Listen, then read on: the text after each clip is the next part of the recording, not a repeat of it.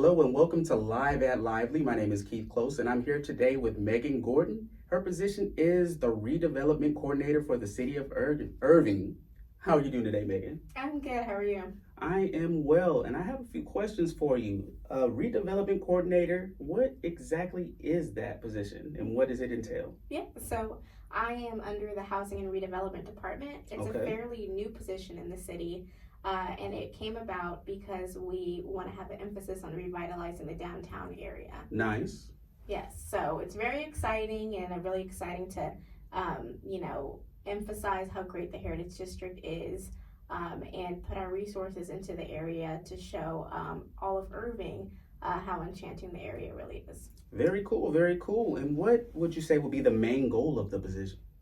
Revitalizing the area. It's showing that Irving has a gym downtown and the city is here to support that gym, whether that be through my position or, a lot of city council and city management initiatives that I have the privilege of helping push through. It's showing that we are here for downtown and we're excited for the future of downtown. Okay, a new gym downtown, you say? No, not a new gym. You said a gym. See, look at me not knowing. A gym, yes. Okay. What other projects do you have going on? So, again, being this position is new, let me be clear, the initiatives aren't new, just the position itself. So I've had the privilege of coming under someone that has taken this on the last few years and was able to bring someone on to kind of help streamline the process a bit. But some of the things that I've worked on in the last few months, right now we have a grease trap study going on. Doesn't sound that fun or exciting, but when you peel back kind of the dirty parts, no pun intended, of the grease trap, it's actually really cool. So what we're trying to figure out right now is how can we get restaurants downtown? One of the biggest setbacks that restaurants have is the installation of grease trap. Really? Yeah, it can range from $5,000 to $30,000. Wow. Yeah, so pretty much you think of it as when someone fries food, where does that fat and oils go? So you just don't go open the back door and just pour it out? You can't. No, you do not. You cannot do that. Yes, all right. There is a system, and you have to change the rules at the house. I'm just playing. I don't do that. Well, homes are different. But commercial restaurants have to separate their grease and fats differently than their trash. That's a very good question. I've always wondered what happens with grease or like fast food and stuff like that. Okay. Yeah. So that's one of the projects that we're working on right now, and again, the point of that is to see how the city can come in and help either put in some type of communal grease trap situation, see if we can, update our ordinances to make things easier for businesses. But the end goal, again, is to get that restaurant clientele to be interested in downtown Irving. And the streets are so narrow in the alleys of our core of downtown that a grease trap isn't as easy to put in as it would be at a larger lot. Okay, that does make sense. Being from Irving, I do see that the streets have been narrow my whole life. Okay. All right, what else we got going on? Let's see. Exciting stuff. We have our downtown retail market study that is at the cusp of starting. We actually are at the very beginning of that process, so the community will actually see a survey at the end of the year where we're pretty much asking and doing a little bit of research on the back end of what type of retail people want to see in Irving, specifically the Heritage District, as our point of study. But asking people with any vacancies that we have, what would they imagine the building to be? What could they see, in the greater area, just an overall, when we talk about revitalizing the area and we talk about retail, we talk about restaurants, what kinds, what types, let's get specific so we can put in the stuff that y'all want to see. So you really want the people's opinion, I see. We always, this is their community. Okay, that's very, very cool. Sounds very cool. And how can we give you our opinion?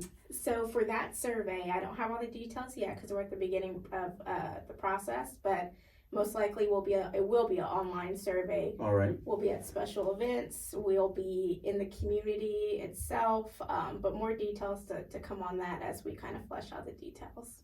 Okay. Okay, very cool. You name any other interesting artsy type projects you have going on? I've got a really exciting project going on right by the Starbucks as you enter into the Heritage District on North O'Connor.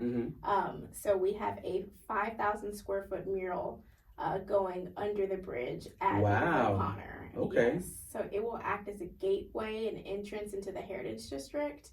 And when we talk about, branding and placemaking and creating a space for downtown for the Heritage District, this is a great opportunity for us to meld our heritage and what the future of the Heritage District is going to be into a beautiful piece of art. Very cool, very cool. But with it being a mural, I have to ask, who is the artist and how did you pick that artist? Well, it's been a long process, let me tell you that. I bet. So we actually went through a request for proposal process, and what that consists of is a very long document and times 5 that a bunch of artists had to read in a lot of meetings where they put together a proposal. It asked them for their approach to the mural. It asked them for their references. It asked for their portfolio. So we were able to see exactly what kind of artist and feel we would be getting. Okay. So we had over 21 submissions, just quite a lot for a city. Really? Request. For a mural, So we were very grateful that so many artists took the time out to be a part of this project. Okay. From there, a staff committee that consisted of Parks and Recreation, our communications department, our Irving and arts department, our planning and zoning department all sat in a room and got that 21 to 3 people. Okay. So from there, the top 3 people were notified. We had a community input meeting on October 2nd, and the community was able to engage with those top 3 artists and tell them what they want to see in the mural. Okay. So they're taking that feedback, and now they're at the rendering stage. So they'll be completing conceptual renderings of what they envision the mural to be. Okay. And those conceptual renderings are what the community will vote on.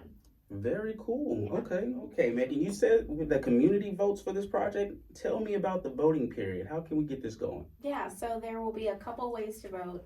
Mainly, it's going to be an online form. Okay. So if you go to cityofirving.org/heritage mural, you'll be able to submit your vote online from October 17th through 27th. Okay. So that's the easiest way to vote, but check our social media, check the city's website, the homepage. The link will be out everywhere. But we also have some in-person options as well. Okay. So I will be at Heritage Park the October 18th and October 25th for the Music on Main series to cast votes in person. Or if people need help getting to the link, I'll actually have poster boards that have the renderings that you can take a look at in person if it's too small on your phone. Very cool. Yeah, so we're really excited to have the community's input.